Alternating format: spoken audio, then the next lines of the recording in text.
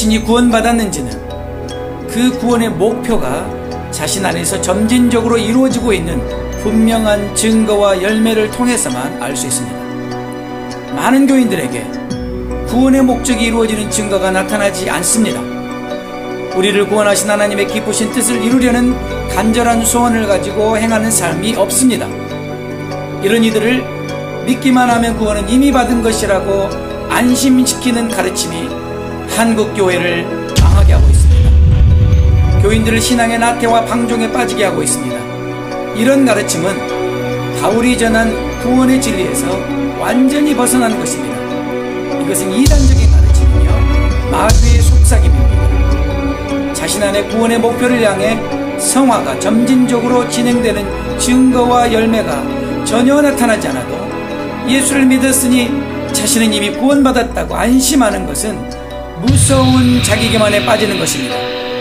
사탄은 거짓 구원의 확신을 가진 이들의 자기기만은 더욱 강화시킵니다. 그래서 자기가 구원받았다는 것을 전혀 의심하지 않게 하여 영원한 파멸에 이르게 합니다. 그러므로 교인들이 참으로 구원받고 성령으로 거듭난 사람인지 자신을 돌아보게 해야 합니다. 자신이 구원받았는지의 여부를 심각하게 점검하고 성찰해봐야 할 사람들에게 억지로 구원의 확신을 주입시키려는 인위적인 시도는 사람들을 거짓 구원의 확신으로 세뇌시키는 마귀의 교활한 수법에 휘말릴 수 있습니다. 한국교회에 만연한 값싼 은혜의 메시지는 교인들을 진리의 영이 아니라 미혹의 영이 주는 거짓 확신에 빠지게 합니다. 지금 우리 한국교회에는 도리어 안일하게 사는 교인들에게 자신의 구원을 의심해보게 해야 한다는 요나단 에드워드의 조언이 절실히 필요한 때입니다. 이런 의심이 참된 확신에 이르는 길이 될 수 있습니다. 혹 자신이 구원에 이르지 못한 자가 아닌지 두려워해야 합니다. 두렵고 떨림은 참된 신앙의 핵심 요소입니다. 이것이 없을 때 더 이상 진정한 신앙은 존재하지 않습니다. 구원도 없습니다. 성화가 진행되지 않습니다. 참된 경건이란 있을 수 없습니다. 두렵고 떨림으로 너희 구원을 이루라는 말씀은 우리의 노력으로 구원을 이루어가라는 행위 구원의 의미를 조금이라도 내포한 말이 아닙니다. 이 말은 이미 우리 안에 전적인 하나님의 은혜로 이루어진 구원을 그 목표를 향해 진행시키라는 말씀입니다. 이루라는 원의 의미는 결론, 마지막 단계로 계속 발전시키라입니다. 우리의 힘과 노력으로 이루라는 말씀이 아닙니다. 우리 안에서 강력으로 역사하시는 성령님의 은혜로 이루라는 말씀입니다.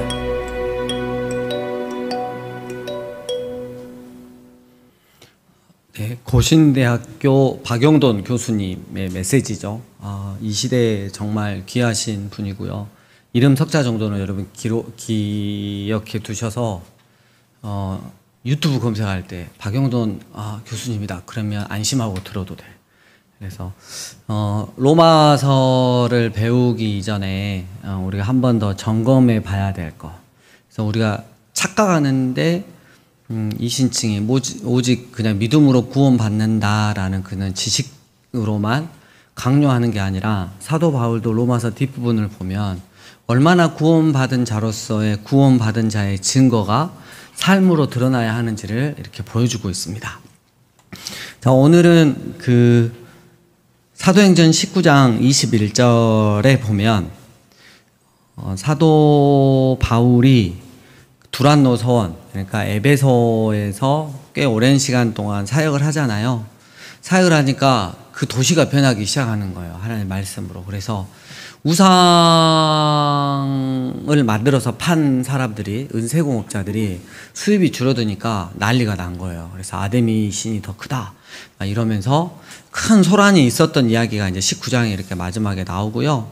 그러면 20장 서요가 그침에 바울은 제자들을 불러 고난 후에 작별하고 떠나 마게도냐로 가니라.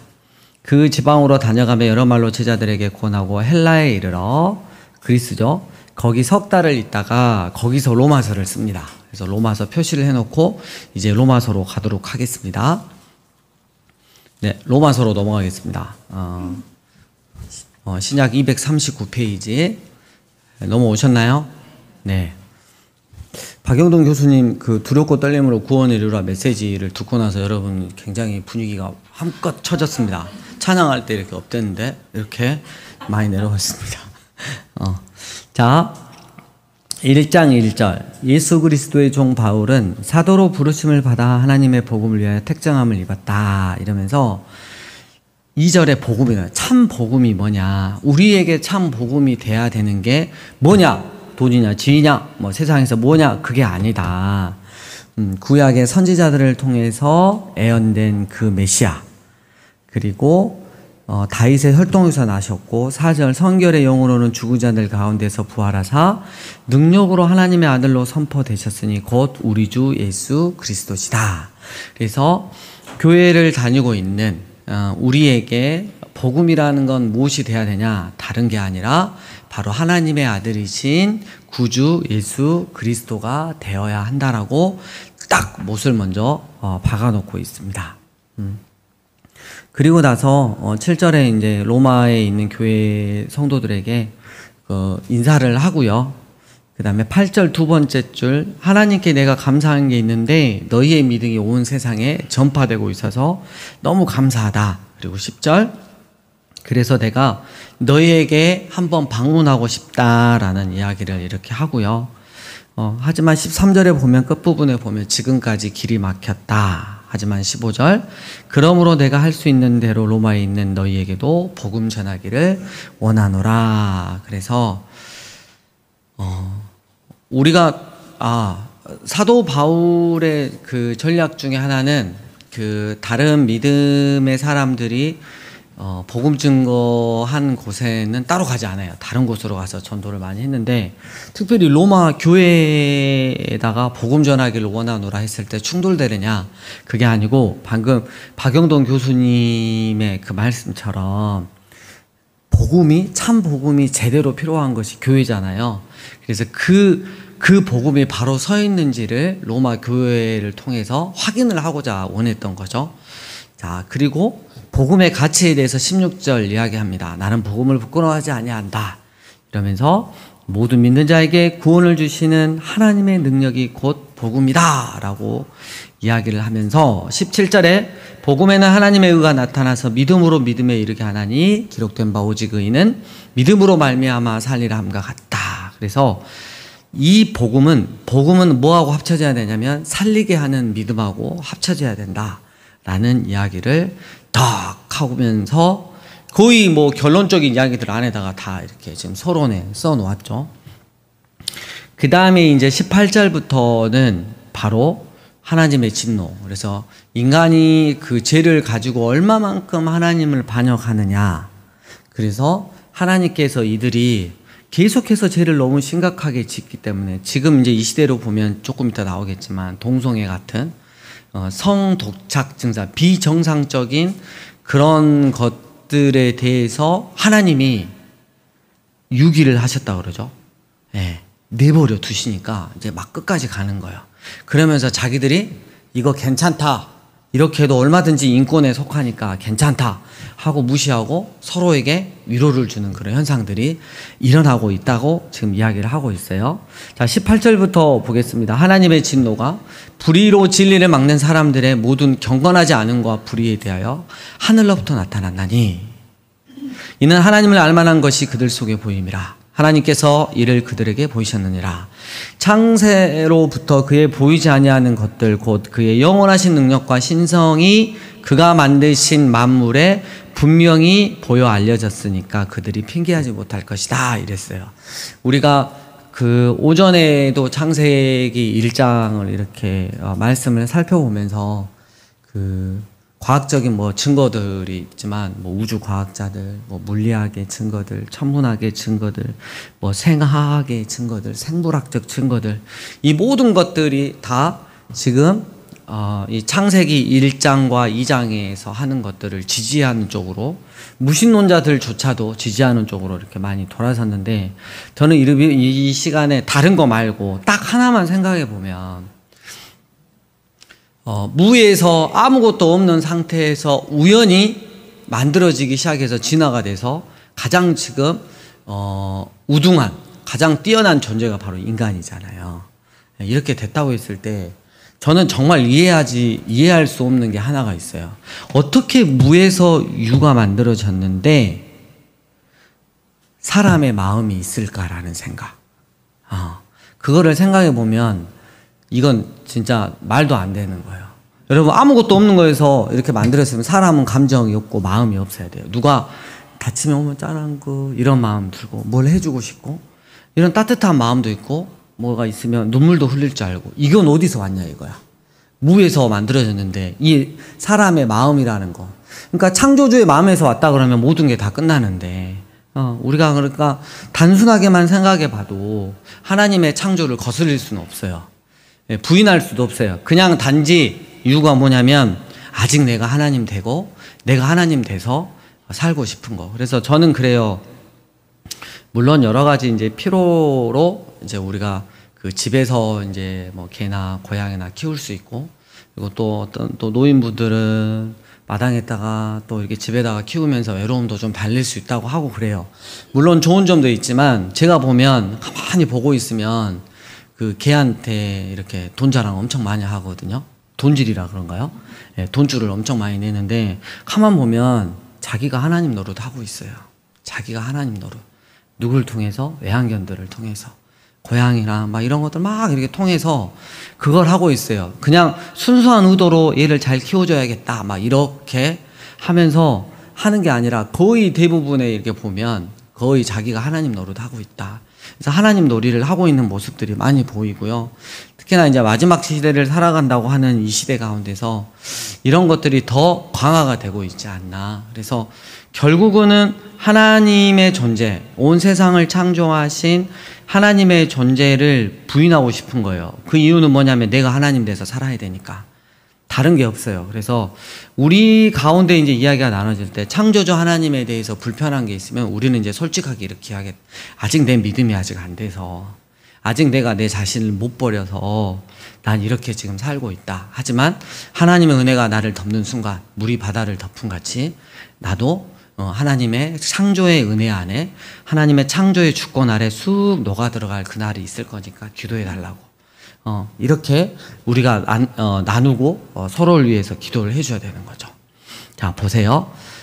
21절, 하나님을 알되 하나님을 영화롭게도 아니하며 감사하지도 아니하고 오히려 그 생각이 허망하여지고 미련한 마음이 어두워졌나니 이랬어요. 그래가지고 구약 때는 중요한 특징이 형상으로 우상들을 만들어내기 시작하는 거예요. 그리고 24절 보니까 하나님께서 그들의 마음의 정욕대로, 너무 마음의 정욕이 더러우니까 냅둬 봤어. 어디까지 가버리니까 26절, 하나님께서 그들을 부끄러운 욕심에 내버려 뒀더니 그들의 여자들도 순리대로 쓸 것을 밖으로 역리로쓰며 하나님의 창조 섭리를 거슬러서 동성애를 하는 거예요. 여러분, 요즘에 동성애를 뛰어넘어서 이제 수관까지 하잖아요. 개하고 결혼을 하고 개에다가 성적 욕구를 풀고 그런 나라도 있어요. 28절, 그들이 마음에 하나님 두기를 싫어하며 하나님께서 그들을 그 상실한 마음대로 내버려 두사 합당하지 못한 일을 하게 하셨으니 29절, 불의, 추악, 탐욕, 악기가 가득한 자, 시기살인, 분쟁, 사기, 악독이 가득한 자, 수근수근하는 자, 비방하는 자, 하나님께서 미워하는 자, 능욕하는 자요, 교만한 자요, 자랑하는 자요, 악을 도모하는 자요, 부모를 거역하는 자요, 우매한 자요, 배악한 자요, 무정한 자요, 무자비한 자리라. 32절 함께 읽겠습니다. 시작. 그들이 이 같은 일을 하나님께서 정하심을 알고도 자기들만 행할 뿐 아니라 또한 그런 일을 행하는 자들을 옳다 하니라. 그래서 퍼레이드 하잖아요. 축제하면서 괜찮다고. 그래서 이런 모습을 보면 여러분, 여기서 우리가 조심해야 되는 게 동성애 하는 이 자식들. 여러분, 이만큼의 또 죄는 뭐냐면 간음이에요. 간음. 그래서 하나님께서 가정 안에, 가정 테두리 안에 두신 것들을 밖으로 해서 정욕에 사로잡혀갖고 살아가는 것도 동성애하고 같은 죄예요. 네, 그래서 동성애만 막 엄청 죄다고. 그래서 어떤 사람들이 그래요. 왜 기독교인들이 동성애만 저렇게 잡고 할까? 저기들 다 할 거 다 하고 간음죄도 지르고 막 바람도 피우고 다 하는데 동성애는 안 하니까, 오냐 나는 안 하니까 너가 한번 잘 걸려봐라. 이런 식으로 말려가는 거죠. 그래서 우리가 늘 여러분 동성애만큼 우리가 또 다른 죄를 짓고 있지 않나라고 이렇게 생각을 잘해야 되고, 중요한 건 하나님의 은혜가 그 누구한테도 흘러갈 수 있어요. 근데 예수님은 분명히 말씀하세요. 가서 다시는 죄를 짓지 말라고. 죄 가운데 계속 머무르면서 내가 하나님의 은혜를 구하고 있다, 하나님 은혜 안에 있다라고 하면 순 사기죠. 사기예요. 자기가 하나님인 거예요. 그래서 우리가 이런 것들은 조심해야 되고, 아까 하나 그 창조에 대해서 덜 이야기했는데 요즘에 AI가 많이 나오잖아요. 그리고 이제 컴퓨터가 아니라 사람 닮은 AI 되게 많이 나오잖아요. 근데 되게 노력을 하고 있는 게, 사람이 뭘 노력을 해요? AI가 상담을 좀 시키고 싶은데 얘가 상담이 안 되는 거야. 애가 우리 아기 죽였는데요, 깔아뭉갰는데 내 자식 바꿔놓고 막 이런, 반으로 나나? 뭐 이런 식으로 AI가 상담하면 힘들잖아요. 근데 우리 인간이 계속 AI 그 로봇한테 뭘 주입을 해요? 그 공감할 수 있는 능력을 집어넣어요. 하다못해 여러분 아무것도 없는 기계한테 우리가 그런 걸 넣으려고 그러잖아요. 근데 우리 마음이 어디서 생겨났냐고. 이런 공감하고 따뜻한 마음은 창조주 하나님을 빼놓고 배제하고는 무에서 유가 창조되었다는 것은 정무지 상상할 수 없다라는 것들을 우리가 생각을 다시 해봤으면 좋겠고, 자 2장에 이제 넘어갑니다. 이렇게 죄를 지었어요. 3절, 이런 일을 행하는 자를 판단하고도 같은 일을 행하는 사람아, 네가 하나님의 심판을 피할 줄로 생각하느냐? 네가 하나님의 인자하심이 죄인을 너무너무너무 사랑하시고는 그 하나님의 인자하심이 너를 인도하여 회개하게 하심을 알지 못하여 그의 인자하심과 용납하심과 길이 참으심이 풍성함을 네가 삶으로 멸시하느냐? 다만 네 고집과 회개하지 아니한 마음을 따라 진노의 날 곧 하나님의 의로우신 심판이 나타나는 그날에 임할 진노를 내게 쌓는도다. 이렇게 이야기를 해요. 그래서 하나님의 심판은 있다 없다? 있다라고 지금 이야기를 하고 있고요. 그럼 또 질문을 하죠. 그러면 예수님 그 복음이 증거된 데는 그렇다 치우더라도 복음이 증거되지 않는 곳은 어떻게 해요? 이렇게 물어보는 것 자체는 이제 뭐예요? 하나님의 공의의 심판이 좀 불완전하지 않냐? 그리고 두 번째, 심판은 그건 우리가 그냥 지어낸 거 아니냐? 그렇게 물으니까 12절에 무릇 율법 없이, 양심으로만 범죄한 자는 또한 율법 없이 망하고 무릇 율법이 있고 범죄한 자는 율법으로 말미암아 심판을 받으리라. 이렇게 있어요. 그래서 복음을 접해보지 못한 사람은 뭘로요? 자기의 양심이 다 이야기를 해줘요. 그걸로 말미암아. 그리고 말씀을 이미 접한 사람은 그 말씀으로 말미암아. 그러니까 결론은 뭐예요? 하나님의 심판은 넘치도록 정확하게 준비되어 있다는 거죠. 그 이야기를 딱 하고요. 그리고 이제 14절 이하로 쭉 보면 유대인들이 일명 이제 율법을 받아서, 하나님의 율법을 받아서 말씀을 잘 지킨다고 너희들끼리 하고 있는데, 24절 보니까 하나님의 이름이 오히려 유대인들, 이스라엘, 하나님의 율법을 가지고 산다고 하는 너희 때문에 이방인 중에서 모독을 받는다. 요거는 딱 지금 바꿔보면 교회죠. 한국교회.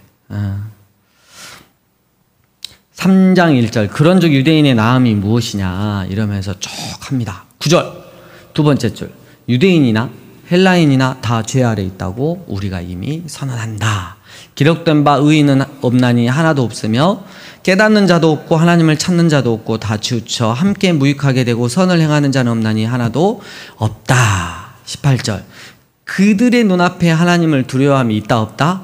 없다라고 이야기를 하고 있어요. 그래서 하나님의 심판은 다 있고 하나님의 심판은 넘치도록 준비되어 있고, 그렇다면 누가 심판을 받냐? 한 사람도 예외 없이 유대인일지라도 하나님의 심판 아래, 뭐 때문에? 다 죄 아래에 있기 때문에 하나님의 심판 아래에 있다라고 지금 로마서에서 쫙 말하고 있습니다. 그리고 19, 20절 보니까 율법의 기능에 대해서 이렇게 나오죠. 20절 두 번째 줄, 나는 말씀을 지킬 수 없는 존재적 죄인이구나 라는 죄를 깨달음과, 그 다음에 19절 세 번째 줄, 그렇기 때문에 하나님의 심판 아래에 있다라는 것을 율법이 알게 해준다 그랬어요. 그래서 이제 거기까지 딱 일단락을 짓고 21절, 이제는 대반전이 일어납니다. 그러면 우리 편에서는 하나님 앞에 구원받아서 살아갈 인생이 하나도 없는 거예요. 우리 편에서는 이제 절망이에요. 여러분 너무 이게 중요해요. 우리 편에서 나의 의가, 나의 행위가, 나의 지식이 남아있어서 이거 갖고 그래도 구원 받지 않을까? 이렇게 되면 이미 그 사람에게는 구원의 소지가 없어요. 근데 끝도 없는 절망, 나는 하나님 앞에 죄인이고 죄 아래서 살아가고 있는, 존재적인 죄인으로 살아가고 있는 그런 자. 그래서 하나님께 심판받을 수밖에 없는 자이구나.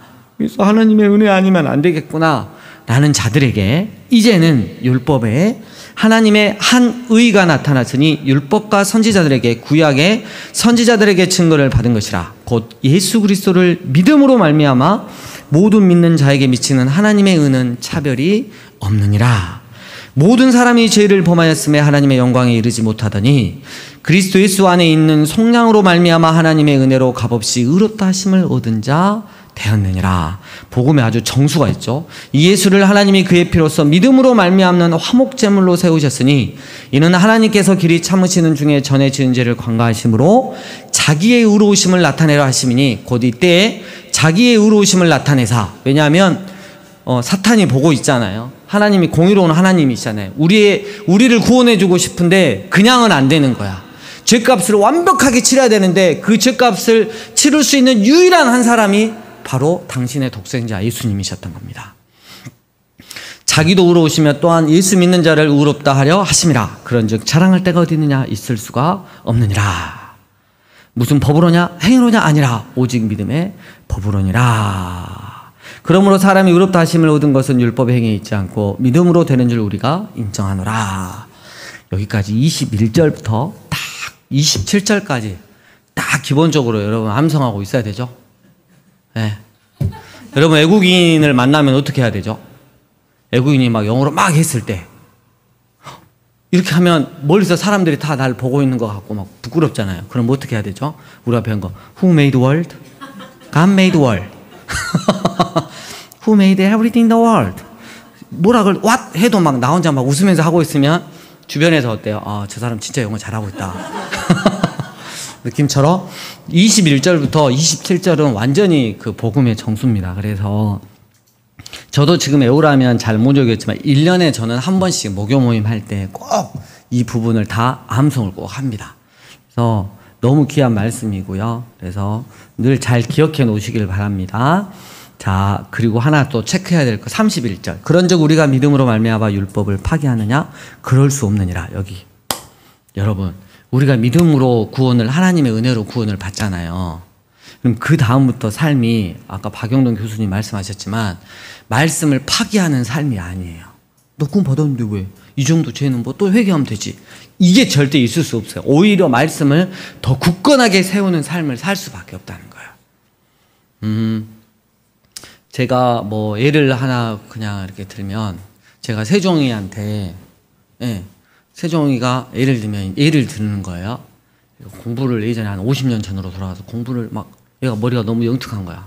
근데 막 공부를 하고 싶은데 집이 너무 가난해. 그래가지고 제가 이제 세종이 선생님이었단 말이에요. 가지고 어느 날 세종이가 학교를 이제 못 다닐 정도로 됐는데 세종이를 딱 불러가지고 그 등록금을 이렇게 주는 거야. 선생님 월급에서 딱 빼가지고. 근데 이 선생님도 얘가 셋이야. 저랑 비슷하네요. 얘가 셋이고 정말 돈 들어갈 때도 많은데 그걸 빼가지고 세종이한테 딱 선물로 그걸 줬어요. 여러분 그때 세종이가 정상적인 세종이라면 어땠을까요? 너무 감동을 받고 너무 좋아서 선생님이 자기도 먹고 살기 힘든데 나를 위해서 이렇게 해주다니 그래 나는 공부할 거야. 거센 비바람이 몰아쳐도 아무리 욕이 심해도 나는 공부할 거야. 이러면서 막 공부를 해가면서 막 대학에 딱 들어가고 훌륭한 사람이 돼서 다음에 찾아오잖아요. 똑같은 거야. 똑같은 거. 하나님이 우리에게 예수님을 주셨잖아요. 우리로는 안 돼. 그러니까 세종이로서는 학교를 갈 수가 없어 더 이상. 근데 우리로는 안 되는데 하나님께서 예수님을 통해서 구원을 해주셨어.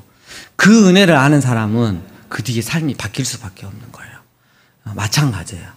이게 예화가 잘 맞게 됐는지 어쨌는지 모르겠는데 아무튼 세종이는 내일부터 공부를 너무 열심히 할 거라는 그런 이야기가 들려올 것으로 여겼습니다. 자, 4장에 보면 그러면 그 믿음이라는 게 뭐냐라고 했을 때 3절에 보면 대표적인 애가 누가 나오죠? 예, 아브라함이 나와요. 아브라함. 그래서 아브라함이 예수님이 하나님이 약속하셨는데 자꾸 더디 이루어지고 현실성이 없잖아요. 근데 하나님이 자꾸 믿으라고, 난 너의 지극히 큰 방패고 상급이고 뭐 계속 할 때 밖을 나가봐라, 하늘의 별을 세봐라, 네 자손이 이와 같을 것이다 할 때 자기 아들 하나 없는데 그럼에도 불구하고 믿고 또 믿고 그러잖아요. 그걸 하나님께서 의로 여기셨다는 거예요. 자, 아브라함이 18절 보세요. 바랄 수 없는 중에 바라고 믿었으니 이는 내 후손이 이 같으니라 하신 말씀대로 많은 민족의 조상이 되게 하려 하심이라. 그가 백선화되어 자기 몸이 죽은 줄 알고 사라의 태가 죽은 것 같음을 알고도 믿음이 약해지지 아니하고 믿음이 없어 하나님의 약속을 의심하지 않고 믿음으로 견고해져서 하나님께 영광을 돌리며 약속하신 그것을 또한 능히 이루실 줄을 확신하였으니 이랬어요. 그러므로 그것이 그에게 의로 여겨졌다. 그래서 아까 말씀드린 하나님의 약속과 주권을 믿는 믿음. 두 번째 20절 21절을 보면 뭐냐면 이삭을 바치라고 했을 때 하나님의 약속은 분명히 이삭을 통해서 셀 수 없는 예수님을 통한 구원의 백성들이 이루어질 거라는 걸 알고 하나님 앞에 이삭을 드렸잖아요. 그게 믿음이라는 거예요. 그게 믿음이라는 거예요. 믿음은 다른 게 아니라 요게 믿음이라고 말하는 거예요. 하나님의 주권, 하나님의 약속의 말씀을 믿고 내가 가장 소중하게 여기는 것이라도 하나님께서 원하시면 약속의 말씀 이거니까 내가 지금 이거 드리더라도 하나님께서는 일하실 거야 라고 드릴 수 있는 믿음. 그러면 늘상 하나님은 그거를 마음으로만 받으시고 애따 하고 다시 주시고 당신은 당신 아들 예수님을 우리에게 생명값을 우리에게 주심으로 일하시는 그 모습을 우리는 항상 볼 수 있다는 거죠. 그래서 지금 이제 믿음의 샘플이 나왔어요. 24절. 의로 여기심을 받을 우리도 위함이니 곧 예수 우리 주를 죽은 자 가운데서 살리신 이를 믿는 자니라. 예수는 함께 읽을까요? 시작. 예수는 우리가 범죄한 것 때문에 내줌이 되고 또한 우리를 의롭다 하시기 위하여 살아나셨느니라. 아멘. 그러므로 우리가 예수님과 뭐 해야 돼요? 화평을 누려야 될 거 아니에요. 평안, 샬롬. 샬롬은 왜 충분한이라 그랬죠. 예수님으로 충분한 삶을 누려야 되는 거예요. 그래서 5장 1절 함께 읽겠습니다. 시작. 그러므로 우리가 믿음으로 의롭다 하심을 받았으니 우리 주 예수 그리스도로 말미암아 하나님과 화평을 누리자라고. 그래서 많은 환난과 어려운 가운데에서도 늘 예수님으로 충분한 샬롬의 삶을 누릴 수 있습니다. 그리고 이제 12절에 다시 한번 정리하는데 하면서 한 사람으로 말미암아 죄가 세상에 들어오고 죄로 말미암아 사망이 들어왔나니 이와 같이 모든 사람이 죄를 지었으므로 사망이 모든 사람에게 이르렀다. 자, 15절 첫 번째 줄 끝에 한 사람의 범죄를 인하여 많은 사람이 죽었은즉 더욱 하나님의 은혜와 또한 한 사람 예수 그리스도의 은혜로 말미암은 선물은 많은 사람에게 넘쳤느니라. 아멘. 역사적 두 사건이 정확하게 있죠. 첫 번째는 누구냐면 아담이에요. 아담 같은 존재가 막 수백 명, 수천 명 있었다라고 자유신학자들이 전제 조건을 바꾸고 있는데 이러면 큰일 납니다. 왜냐하면 죄가 누구를 통해서 들어왔어요? 아담을 통해서 들어왔기 때문에. 그러면 이게 성립이 안 되니까 기독교가 안 되는 거야. 예수님이 그러면 이 땅에 오실 이유가 없는 거야, 또. 그리고 바울도 고린도전서 15장이나 디모데전서 2장 3절, 예수님도 마태복음 19장을 보면 이 창세기 앞부분을 인용을 하셨어요. 그러니까 그게 절대 지어낸 얘기가 아니고 살을 붙일 얘기도 아니다라는 거 정확하게 이야기를 하고 있습니다. 17절. 한 사람의 범죄로 말미암아 사망이 그 한 사람을 통하여 왕노로 다했으니 더욱 은혜와 의의 선물을 넘치게 받는 자들은 한 분 예수 그리스도를 통하여 생명 안에서 왕노릇 하리로다. 이러면서 오늘은 끝내야 되겠습니다. 시간이 벌써 다 됐습니다. 여러분 시간이 너무 짧지 않나요? 예. 하지만 더 이상 하고 싶지 않은 여러분의 표정을 보면서 끝내야 될 것 같습니다. 이번 주에 로마서 5장까지 여러분 천천히 이렇게 읽어보시고 내가 받은 은혜가 얼마나 값지고 귀중한 것인지, 그래서 내가 삶 가운데서 주님을 얼마나 높이고 주님을 영화롭게 주님의 이름에 목칠하지 않고 주님의 이름을 높이 올려드리는 삶을 사는 우리들이 되어야 할 것입니다. 우리 주님 가르쳐 주신 기도로 마치겠습니다.